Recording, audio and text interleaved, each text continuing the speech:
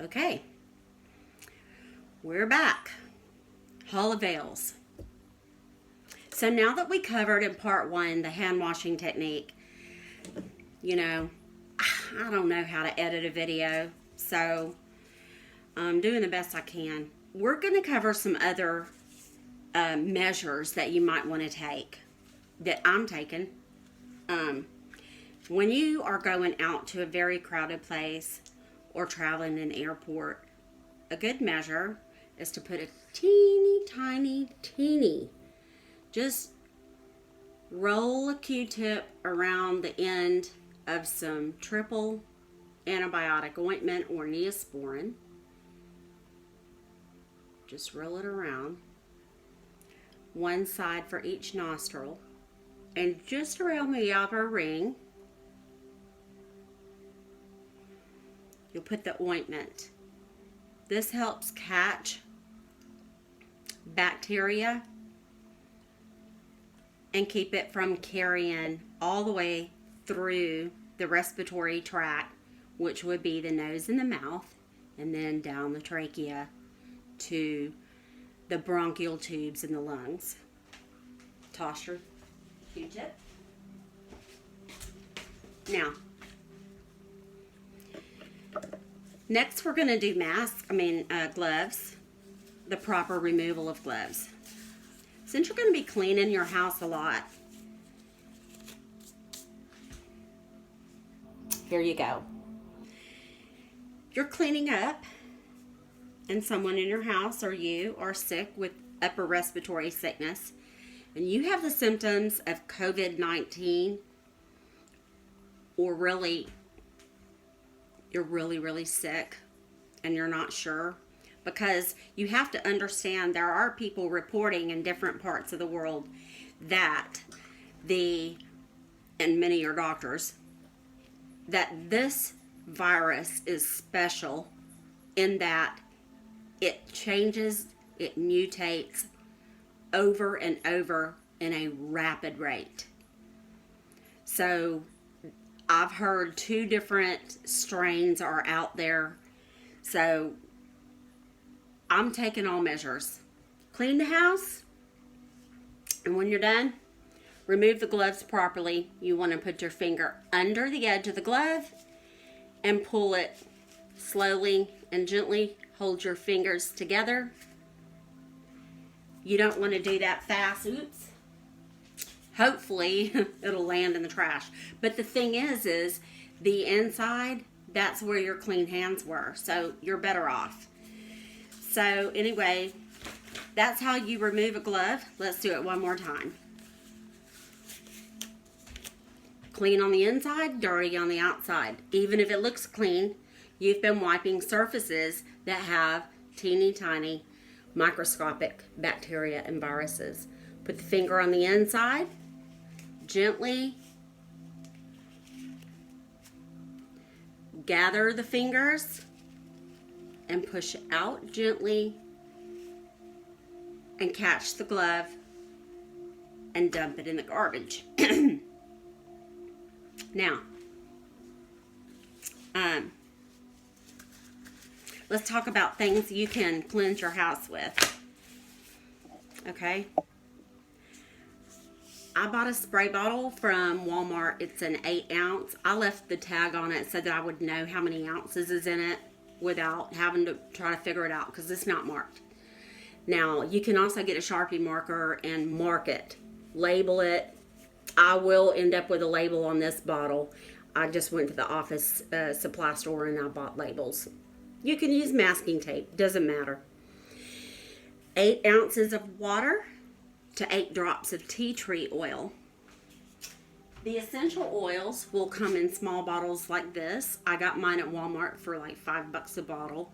You can get them at health food stores, sometimes dollar stores. If you're not sure where you live, just get on the phone and call them if you can before you head out.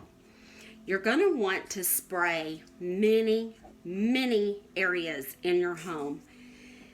This is an antifungal, antiviral, and antibacterial essential oil.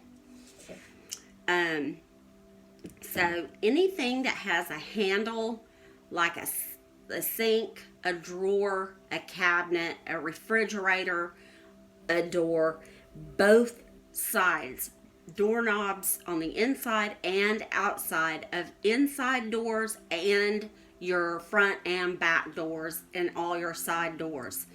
It's mandatory.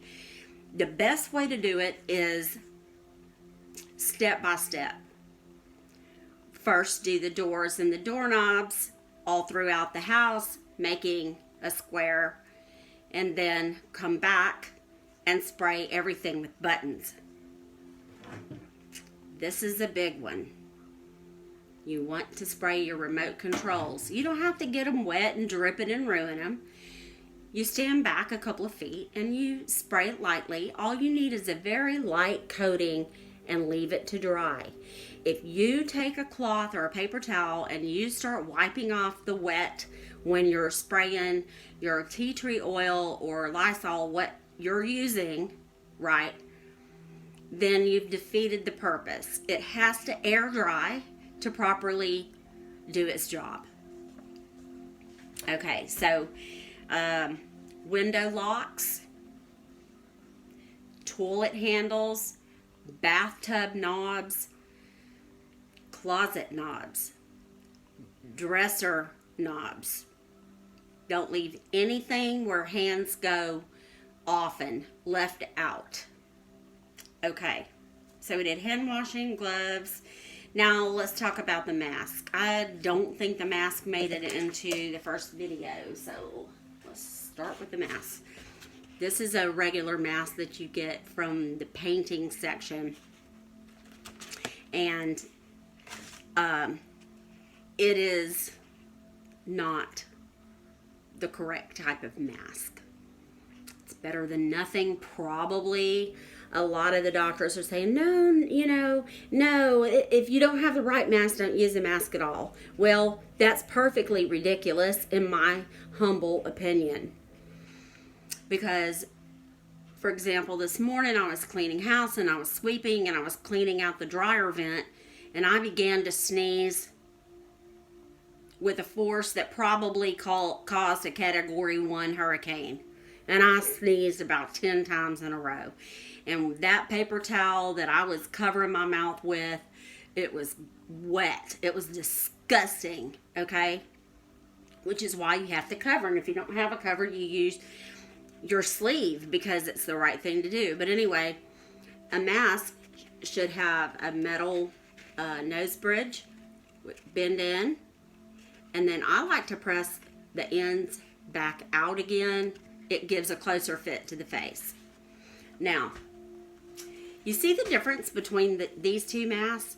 This one is a proper mask for something like the COVID-19 or anything similar to it. This is called an N95. A lot of them even state they are NIOSH approved, NIOSH. These are the sure thing, the real deal. This is your respirator valve. It has a filter.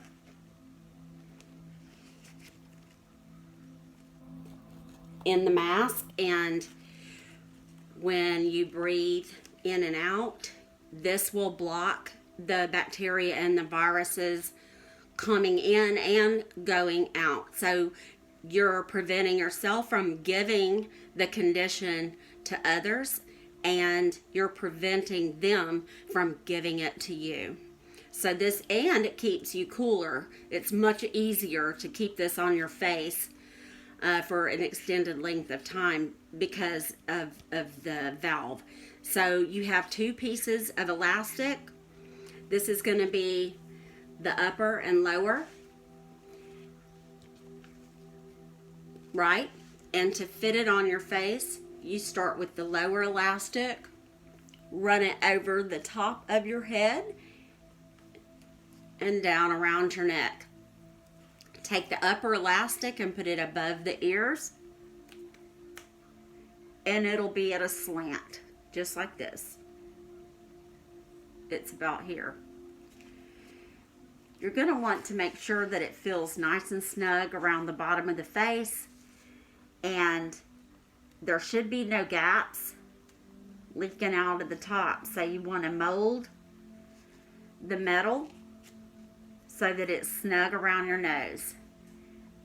It's not fun, y'all. It's not a good time, but you know, this is a time in history when it's not about a good time. It's about trying to make sure that we have future good times, right? And that others also do, especially the young. So these do come in different sizes. I'm wearing a medium, and I'm 5'1", so I don't have a really, bigger head, but I wear a medium.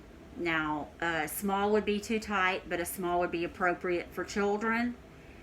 And some companies have a step up between medium and large. Then they have a large and an extra large. So if you're 200 pounds plus, I would recommend an extra large, just to get the snugness around your face. But you know, it depends on how your face is made. You might get by with a large.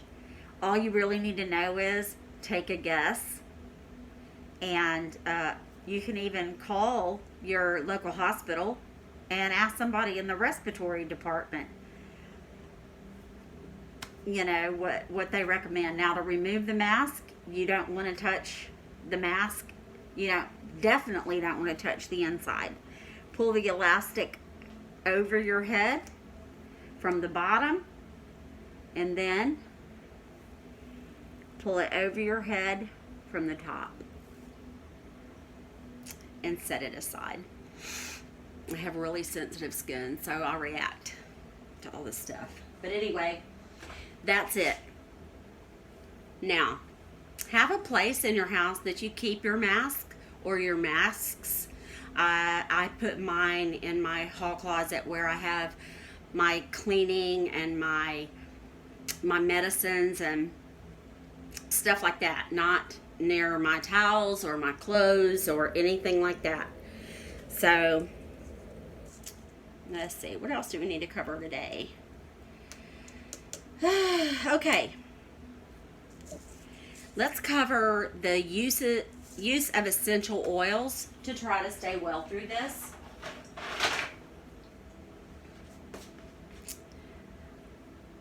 I like them. Now, back in the good old days, there was an oil, and you can buy it on Amazon and eBay, already pre-mixed, and it's called thieves oil. Yes, thieves, like robbers. That went back to the old days in the medieval times, where during the Black Plague, they would jump off the ships and go into the towns that were hardest hit at the moment, and they would ransack the homes and take all the good stuff.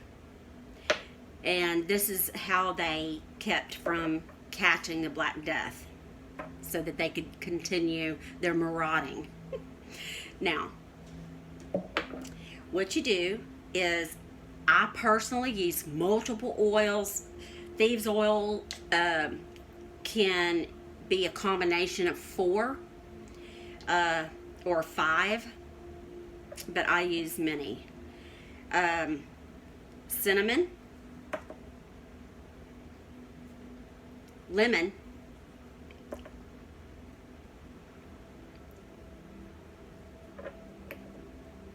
peppermint. You can also add peppermint to your tea tree oil to spray your home with, by the way. Clove, eucalyptus, rosemary, and cinnamon. I don't know where I put the cinnamon. Maybe I don't have the cinnamon. I don't know where the cinnamon is. Anyway, and cinnamon. Take 2 dabs, 2 drops, and put it on your shirt up close, so that you're breathing the aromatics or the fumes off of the oils as you go through the day. If you're out and about the whole day, or you're traveling, go ahead after 6 to 8 hours and do this again. And yeah, you can get empty jars like this that I got at the health food store, and you can put equal amounts of all your essential oils in this jar, and you can spray it instead of dabbing it. It doesn't matter. As long as you're getting good scents off the oils, then you know it's working. So you want to do that. Maybe, you know, before you head out in the morning, do it between lunch and supper, you know, 6 to 8 hours later. If you're still out, you know, I mean, do it again between supper and what would be your normal bedtime, or a normal bedtime for people who are on a schedule, and you should be good. You can also spray your pillows with this and your general area. If I am flying, you can believe I'm going to spray the seat with that before I sit down. Dare them to stop me. Now, let's see. Is there anything else? Anything else? Oh, when you come home from being out and about, and especially if you're in a hospital or you're going to ER, you're going to the doctor and a lot of people are sick or it's really crowded, change your clothes when you get home and take your clothes and put them in the washing machine.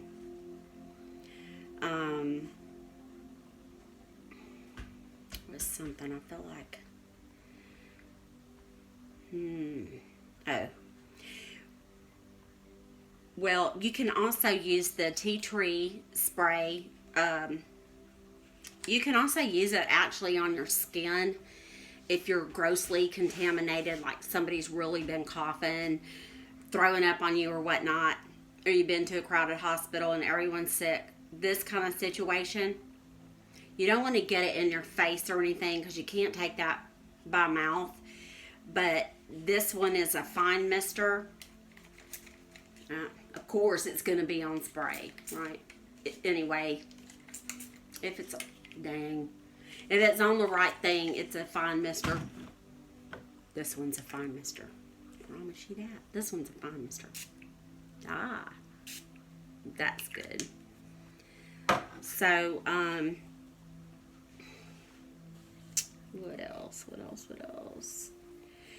You can use this one to do your baseboards and your hallways, and I also do my rugs. Personally, I use all the oils I can get my hands on in my rugs, especially tea tree and anything that I would use on my clothes that would, you know, that I've shown you, plus cinnamon. I just do like that with it. There's no recipe, just quickly let some drops come out and put it, you know, so that it's covering all your rug. I do it left, center, and right.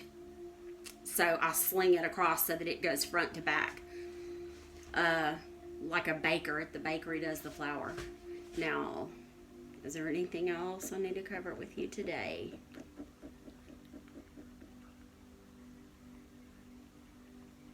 No, I can't think of anything.